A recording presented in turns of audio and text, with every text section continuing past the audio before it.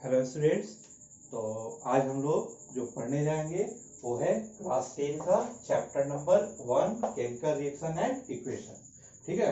तो इस वीडियो के थ्रू मैं स्टूडेंट्स को इसका रिवीजन करा दे रहा हूँ और कैसे क्वेश्चंस एग्जाम्स में आते हैं और कैसे उसको आप डील कर सकते हैं, मतलब वो इस पे हम लोग डिस्कस करेंगे। ठीक है। तो आज सबसे पहले है आपका ये चैप्टर बिगिनिंग होगा physical change and chemical change से। तो फिजिकल चेंज क्या होता है? तो चेंज इन व्हिच क्या हो रहा है, no new substance is formed is called physical change and if new substance is formed then we call chemical change. तो अब हम लोग आएंगे इसके डिफरेंस पे। तो let's start difference physical change and chemical change. In case of physical change there does not form any PPT. PPT means precipitate. आप test tube में एक सब्सटेंस दो सब्सटेंस आप ऐड करते हो, एक सब्सटेंस लिए उसमें दूसरा कोई सब्सटेंस ऐड किए और यदि अगर नीचे जाके कोई सॉलिड सब्सटेंस बैठ जाता है तो उसको हम लोग कहते हैं प्रिसिपिटेट, यानी शॉर्ट में पीपीटी। तो ऐसा कुछ पीपीटी नहीं बनेगा फिजिकल चेंज में, जबकि केमिकल चेंज में ये बन सकता है। मतलब ये कैरेक्टरिस्टिक है जो हो भी सकता है, हो सकता है किसी रिएक्शन में ये हो जाए, ये हो जाए, ये हो जाए, लाइक दिस। ठीक है। तो अब हम लोग बात करेंगे नेक्स्ट वन। फिजिकल चेंज में it does not evolve any gas. ये किसी भी तरह का गैस जो है वो इवॉल्व नहीं करेगा। ठीक है। बट इस केस में हम लोग देखेंगे ये क्या करता है, इवॉल्व, गैस को इवॉल्व करता है। ठीक है। जैसे CaCO3 को आप हीट करेंगे तो ये CaOCO2, तो CO2 गैस इवॉल्व किया। उसी तरह FeSO4 के साथ भी है। तो यहाँ पे अभी हम लोग चलेंगे next one. It does not change any colour, मतलब फिजिकल चेंज में किसी भी तरह का कलर चेंज नहीं करता है, जबकि इसमें कलर भी चेंज कर सकता है। ठीक है। अब हम लोग नेक्स्ट वन करेंगे थर्ड वन के बाद। Next one is your fourth one. Fourth one, change state. State is here. State means physical state, solid to liquid, liquid to gas और solid to gas, like this. तो कहता है अगर इस तरह का चेंज नहीं अगर होता है तो फिजिकल चेंज हो गया, और यदि अगर इस टाइप का चेंज हो रहा है तो वो केमिकल चेंज हो जाएगा। Now next one is your change in temperature. कहता है फिजिकल चेंज किसी भी तरह का अगर करें तो इसमें कोई चेंज टेम्परेचर में नहीं होगा, जबकि यहाँ पे चेंज टेम्परेचर चेंज करता है। अगर रिएक्शन में हीट एनर्जी यानी इवॉल्व होगा तो दैट वेरी कंडीशन में हमारा वो टेम्परेचर बढ़ जाएगा सॉल्यूशन का, रिएक्शन का। और यदि अगर मान लेते हैं कि एब्जॉर्ब करता है एनर्जी तो वो हमारा ठंडा हो जाएगा, यानी कि टेम्परेचर उसका डिक्रीज कर जाएगा। ठीक है। तो आप चाहें तो एक बार चार्ट को इधर देख सकते हैं।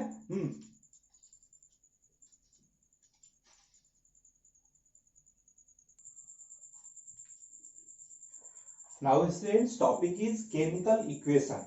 What do you mean by chemical equation? So chemical equation is method to represent chemical reaction in terms of symbol and formula.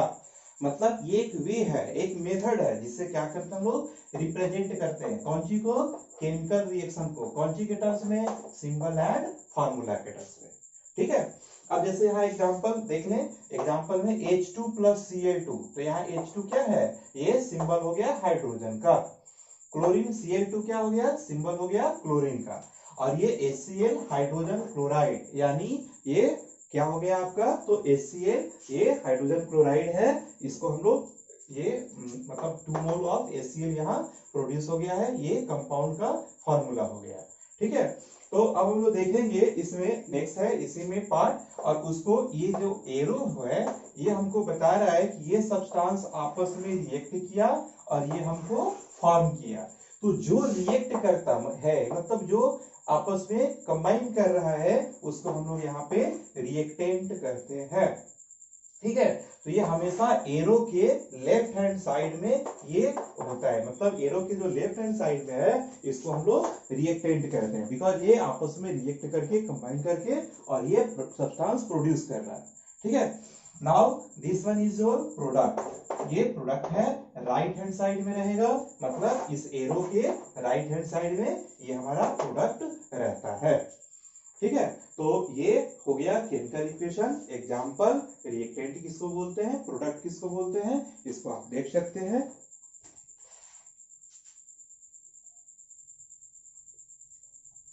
Now students, thermochemical reaction. Thermochemical reaction क्या है? तो थर्मो मीन्स होता है हीट, ठीक है, heat energy, and chemical reaction तो हम लोग अब तक डिस्कस कर चुके हैं। तो कहते हैं थर्मोकेमिकल रिएक्शन की बात करें तो क्या है? Reaction in which heat energy, ध्यान रखना है, हीट एनर्जी इवॉल्व और एब्जॉर्ब, आइदर इवॉल्व होगा या एब्जॉर्ब होगा, तो इसको हम लोग क्या कहेंगे? थर्मोकेमिकल रिएक्शन कहते हैं, ठीक है। अब जैसे यहाँ एग्जांपल C4 कार्बन, यहाँ इसका एरोट्रॉप्स होता है, आप लोग पढ़ेंगे आगे, ग्रेफाइट, डायमंड, ये सब इसका एरोट्रॉप्स है। तो कहते हैं यहाँ पे ग्रेफाइट यूज किया गया है, सी ग्रेफाइट अगर हम लोग ने तो ऑक्सीजन के साथ रिएक्शन करके CO2 दे रहा है, और इसके साथ साथ इतना हीट एनर्जी ये निकल रहा है, ठीक है।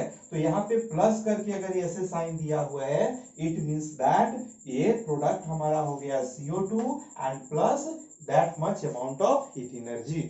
ध्यान रखें, it is your kilo joule per mole, यानी एक मोल कार्बन यानी 12 ग्राम कार्बन अगर हमारा कंबशन करेगा, O2 के साथ रिएक्शन करेगा, तो that much amount of heat energy will be released और इवॉल्व। Is that clear? तो कहता है यहाँ पे अभी हम लोग ये देखेंगे कि ये हमारा जो है ये एग्जाम्पल है, इस कंडीशन में इवॉल्व हुआ है, ठीक है। अब देखें इसका साइन भी ऐसे देते हैं, डेल्टा एच, डेल्टा मतलब चेंज, ठीक है, चेंज हुआ है। अब एच मतलब हीट एनर्जी, यहाँ हीट एनर्जी हो गया, इंथैल्पी कहते हैं change in heat energy. Minus sign का मतलब होता है अगर एनर्जी निकला है, मतलब इस रिएक्शन से अगर एनर्जी निकलता है तो निगेटिव साइन देते हैं, और यदि अगर पॉजिटिव साइन देंगे तो इसका मतलब इधर हम लोग, पॉजिटिव साइन का मतलब कि हम लोग उतना हीट एनर्जी प्रोवाइड किए हैं, हम लोग उतना हीट एनर्जी ऐड किए हैं। तो यहाँ पे क्या देख रहे हैं? निगेटिव है, इट मींस दैट इतना अमाउंट ऑफ एनर्जी निकला है, ठीक है। तो इस चीज को समझ लेना है। अब कहते हैं टाइप्स, इसकी बात करेंगे, क्लासिफिकेशन। तो ये दो तरह का होता है, number 1 is your exothermic reaction and another one is your endothermic reaction. Exothermic reaction में क्या होगा? तो reaction in which heat energy is evolved, तो वो एक्सोथर्मिक हो जाएगा। एक्सो मतलब बाहर, थर्म मतलब हीट एनर्जी, ठीक है। तो समझना है, reaction in which heat energy is evolved is called exothermic, and if it is absorbed मतलब reaction in which heat energy is absorbed then we call endothermic reaction, ठीक है। तो ये हो गया एक्सोथर्मिक और एंडोथर्मिक रिएक्शन का डिफिनेशन। अब मैं आप लोगों को इन दोनों का एग्जांपल एक बार दिखा दे रहा हूं, ठीक है। अच्छा, तो इस थोड़ा सा बताइए, इसके अकॉर्डिंग ये क्या हो जाएगा आपका, कौन सा ये होगा? तो देख लीजिए, इसमें ये प्रोडक्ट में आया है, मतलब इवॉल्व हुआ है, means that here it is your exothermic reaction, and in case of exothermic reaction delta H will be negative. Is that clear? Delta H will be negative, and endothermic में क्या हो जाएगा? It will be your positive। तो इस चीज को दिमाग में रखना है।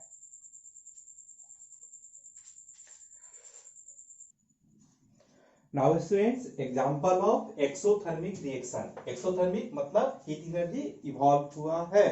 तो देखेंगे यहाँ जिंक प्लस H2SO4, ये जिंक मेटल है, यहाँ ये H2SO4, ये सल्फ्यूरिक एसिड हो गया, ZnSO4 H2 एंड साथ में इतना एनर्जी, ये हीट एनर्जी इवॉल्व होता है, दैट्स व्हाई ये एक्सोथर्मिक रिएक्शन हो जाएगा। CaO प्लस H2O, ये क्या हो गया? तो it will gives rise to calcium hydroxide, calcium oxide plus water, it gives rise to calcium hydroxide plus heat. तो ये भी क्या हो गया? इस तरह से एक्सोथर्मिक रिएक्शन ये हो जाता है, ठीक है। Now next one, endothermic reaction. In this reaction यहाँ हीट एनर्जी इज यूज, मतलब इसमें हीट एनर्जी यूज हुआ है, हमको देना पड़ा है, तो इसलिए यहाँ पे हम लोग एरो के ऊपर में दिखा सकते हैं, यहाँ दिखाया हुआ है, इसका मतलब इसमें हीट एनर्जी यूज किया गया है। तो देख सकते हैं MnO2 के प्रेजेंस में KCl और O2 दे रहा है, that's why it will be your endothermic reaction. Here another example, lead nitrate, इसमें भी हीट दिए, ये PbO सॉलिड फॉर्म में आएगा, ये गैस है, ये गैस है, यहाँ भी ये गैस है, तो इस तरह से ये क्या हो गया? तो ये भी हमारा एक एंडोथर्मिक रिएक्शन है, ठीक है।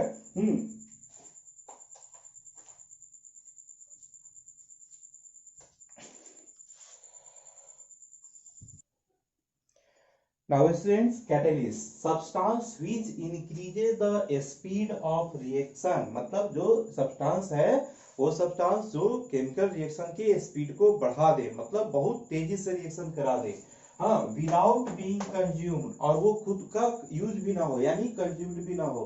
ठीक है, जैसे एग्जांपल में देखिए KClO3, ये रिएक्टेंट हो गया, ये प्रोडक्ट हो गया, ये तो हीट एनर्जी हम लोग दिए हैं, means that it is your endothermic reaction.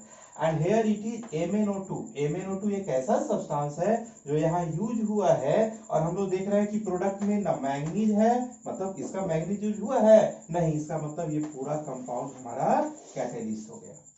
समझ में आया? मतलब ये सब्सटेंस यहाँ पे यूज किए हैं, हाँ, लेकिन ये प्रोडक्ट में मैग्नीज तो आया नहीं, it means that it is your catalyst. समझ में आया? तो पहचान लेंगे भाई, यहाँ पे ऊपर में एरो में हम लोग दिखाते हैं, और दूसरी चीज कि हम लोग ये देखेंगे कि ये प्रोडक्ट में आया नहीं आया तो वो कैटेलिस्ट हो गया। ठीक है, तो इस तरह से ये कैटेलिस्ट होता है। Now your next topic is photochemical reaction.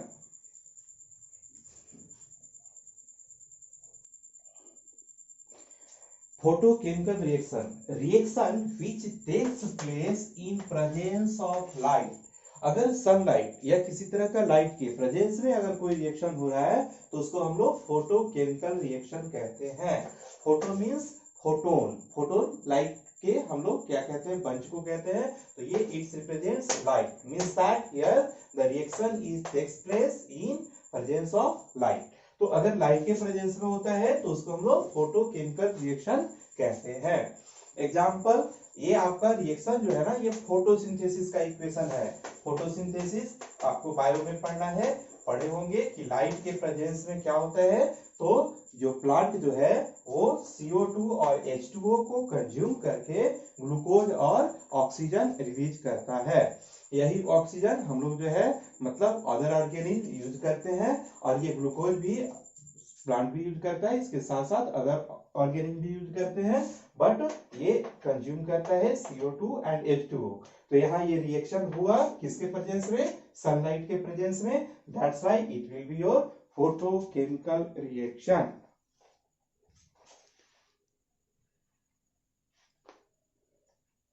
Now students, your next topic is balancing chemical equation. तो बैलेंसिंग केमिकल इक्वेशन के लिए मैंने एक अलग से वीडियो एक बना के आपको जो है वो चैनल पे दे रखा है, तो मैं आपसे कहूंगा कि एक बार उसको देख लीजिए, आपको उसमें क्लियर हो जाएगा। हाँ, बिल्कुल जीरो लेवल से मैंने शुरू किया है, और हमको ऐसा लगता है कि आपको जो है वो समझ में आएगा, दिक्कत नहीं होगी। और इनकेस फिर भी दिक्कत रहे तो आप हमको व्हाट्सएप नंबर पे फिर आप व्हाट्सएप कर सकते हैं, मैसेज दे सकते हैं, और फिर हम कोशिश करेंगे कि आपको जो है वो रिप्लाई दे। तो ये हो गया आपका बैलेंसिंग केमिकल इक्वेशन। हम ये उम्मीद रखेंगे आप लोग उसको कीजिएगा। And then your next topic is types of chemical reaction. तो चले अब हम लोग करेंगे types of chemical reaction. Now students, types of chemical reaction. सबसे पहले combination reaction, reaction in which two substance combine, when two substance combine, जब दो सब्सटेंस कंबाइन करे एंड कंबाइन करके to form a single new substance, एक कोई नया substance बनता है तो हम लोग उसको कॉम्बिनेशन रिएक्शन कहते हैं। ठीक है, जैसे H2 plus Cl2, H2 plus Cl2 मिलके यहाँ HCl दिया है, तो यहाँ दो सब्सटेंस है, कंबाइन होके नया सब्सटेंस बना है, it means that it is your combination reaction. ठीक है, तो ये क्लियर रखना है, बिकॉज ये आपको एग्जाम में अक्सर आ जाता है इक्वेशन, और बोलता है आइडेंटिफाई कीजिए या मैच कीजिए। तो देखें यहाँ पे next one is your decomposition reaction. तो compound, when a compound splits up into two or more simple substance, एक सिंगल सब्सटेंस है और वो अगर स्प्लिट करता है मतलब टूटता है, अगर टूटता है टू या more than two simple substance में, then we call decomposition reaction. जैसे यहाँ पे एग्जांपल में हम लोग देख सकते हैं, यहाँ पे ApSO4 लिए हैं जो ग्रीन कलर का होता है, ये हीट किए, डिकम्पोज किया Fe2O3, SO2 और SO3 में। तो मतलब इस साइड हमारा इस बार क्या है, रिएक्टेंट एक हो गया, प्रोडक्ट मोर देन वन हो गया, यानी 2 3 4 ऐसे लाइक दिस। तो यहाँ ये आपको ये सब सब्सटेंस का कलर भी याद रखना है, बिकॉज ये कलर से भी क्वेश्चंस आता है। और हम ये कोशिश करेंगे कि ये वीडियो हम 2 पार्ट में बनाएंगे, ये पार्ट 1 है, पार्ट 2 बनाएंगे, और उस 2 के बाद हम जो पिछले 5-7 साल में जो क्वेश्चंस आए हैं वो हम आपको डिस्कस कर देंगे, और तब आपको आइडिया लग जाएगा कि क्या क्या चीज आपको पढ़ना चाहिए और कैसे पढ़ना चाहिए, कैसे तैयारी करनी चाहिए। तो चलिए देखें, FeSO4 ग्रीन कलर का हो गया, ये आप देख लीजिए Fe2O3 जो अपडेट हुआ है ब्राउन कलर का हो गया, और ये दोनों सब्सटेंस हमारा कलरलेस है। ठीक है, अब इसको हम लोग रिवर्स ऑफ कॉम्बिनेशन रिएक्शन भी कह सकते हैं, बिकॉज कॉम्बिनेशन में क्या था, 2 मिलके एक हो रहा था, इस बार एक जो है मोर देन 2 पार्ट में या 2 या 2 से ज्यादा पार्ट में ये स्प्लिट अप कर रहा है, that's why it is your reverse of combination reaction. ठीक है, अब देखें इसका टाइप्स, ये भी आपको पढ़ना है, टाइप्स ऑफ डिकम्पोजिशन रिएक्शन। तो अब हम लोग चलेंगे टाइप्स ऑफ डिकम्पोजिशन रिएक्शन में। Now students, types of decomposition reaction मतलब ऐसा रिएक्शन जिसमें डिकम्पोजिशन भी हुआ है और उसका हम लोग क्लासिफाई कर रहे हैं। तो number 1, first number is your thermal decomposition reaction. मतलब डिकम्पोजिशन रिएक्शन यानी रिएक्शन इन विच स्प्लिटिंग होना चाहिए विद, कहता है with the help of heat, heat के हेल्प से, यानी बाय हीटिंग करने पे अगर रिएक्शन होता हो तो इसको हम लोग कहेंगे कि ये हमारा थर्मल डिकम्पोजिशन है। जैसे 2FeSO4 सॉलिड ग्रीन कलर का ये सब्सटेंस होता है, हीट करेंगे तो Fe2O3 ये ब्राउन कलर का हो जाएगा, बाकी कलरलेस ये सब्सटेंस प्रोड्यूस होगा, सल्फर डाइऑक्साइड एंड ट्राइऑक्साइड। तो ये आपका ग्रीन कलर का सब्सटेंस है, इसको आपको याद रखना है। Now your next one is your electrical decomposition, means that here decomposition takes place with the help of electric current, means that by electricity। तो ऐसे रिएक्शंस को हम लोग इलेक्ट्रिकल डिकम्पोजिशन रिएक्शन कहेंगे। मतलब एग्जांपल है ये इलेक्ट्रोलाइसिस का सेटअप, याद होगा आपको, एक हम लोग बीकर लेते थे, कैथोड एनोड डालते थे और उसके बाद फिर उसको क्या करते थे, बैटरी से कनेक्ट करते थे और तब जाके उसमें इलेक्ट्रोलाइसिस होता था। तो वही काम यहाँ पे कर रहे हैं वाटर के साथ, और तब ये हाइड्रोजन एंड ऑक्सीजन पार्ट में टूट जाएगा। देख सकते हैं सब में यहाँ पे प्रोडक्ट में मोर देन 2 और मोर देन 2 प्रोडक्ट आया है, जबकि रिएक्टेंट एक है। तो ऐसे रिएक्शन को डिकम्पोजिशन रिएक्शन कहेंगे, और ये अगर इलेक्ट्रिसिटी से हुआ तो इलेक्ट्रिकल डिकम्पोजिशन हो गया। Next one is your C, photochemical decomposition reaction. मतलब decomposition reaction which are carried out by light, light energy से अगर कोई डिकम्पोजिशन रिएक्शन कैरीड आउट होता है तो उसको हम लोग फोटोकेमिकल डिकम्पोजिशन रिएक्शन कहते हैं। Here example is your 2AgBr, AgBr है, लाइट के प्रेजेंस में डिकम्पोजिशन हुआ, ये व्हाइट कलर का सॉलिड होता है, और यहाँ हम लोग देखेंगे ये Ag यानी सिल्वर जो ग्रे कलर का है, प्लस Br2 ये सब्सटेंस प्रोड्यूस हुआ है। ध्यान रखें ये लाइट के प्रेजेंस में हुआ है, that's why photochemical decomposition reaction ये कहा जाता है। मतलब ये फोटोकेमिकल डिकम्पोजिशन रिएक्शन हो जाएगा। ठीक है, अब आपको बता दें इस पे बेस एक बार आपका क्वेश्चंस भी आया है, और वो है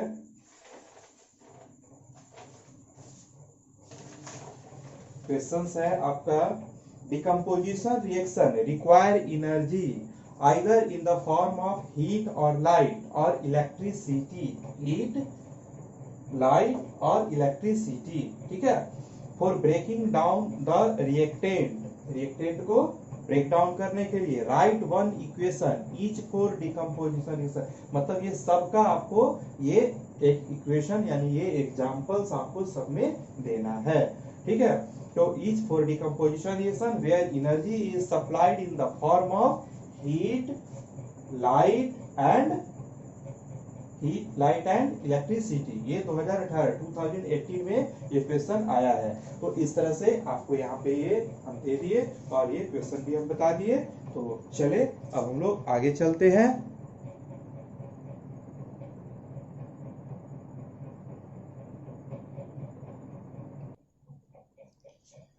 Now students, your third type is displacement reaction।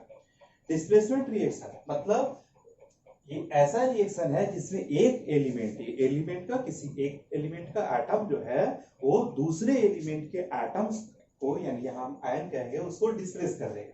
तो काम करते हैं, देखें here the reaction in which more active element जो डिस्प्लेस करेगा that is your more active।